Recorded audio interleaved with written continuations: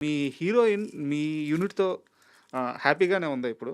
నయనా? హ్మ్. అండి. She is very happy. ఇందాక గూడా మెసేజ్ పెట్టింది. I miss you so much ఈవెంట్‌కి రావడం అవ్వలేదు అని హ్మ్. చెప్పి.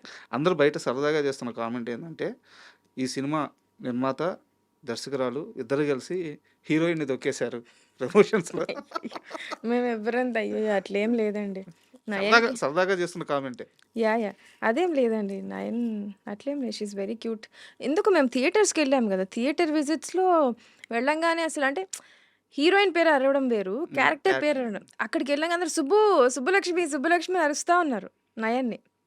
వి ఫెల్ట్ వెరీ హ్యాపీ. అండ్ సినిమాలో కూడా హీరో ఒక్కొక్కసారి ఒక్కొక్క పేరు చెప్తా ఉంటాడు. హ్మ్. యోగలక్ష్మి అని. ఆల్సో ఆ ట్రాక్ అంతా చాలా సరదాగా ఎళ్ళిపోయిందది. ఎక్కడ మేము స్ట్రెస్ చేయలే.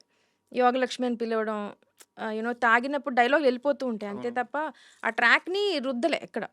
కానీ అక్కడ జనాలందరూ గుర్తుపెట్టుకొని సినిమా సెకండ్ హాఫ్ అయిపోయాకెళ్ళాం మేము థియేటర్స్‌కి. సో, ఫస్ట్ హాఫ్‌లో ఏసిన జోకులంతా సుబ్బలక్ష్మి, యోగలక్ష్మి, కనకలక్ష్మి అని అరుస్తా ఉన్నారు నయన్‌కి.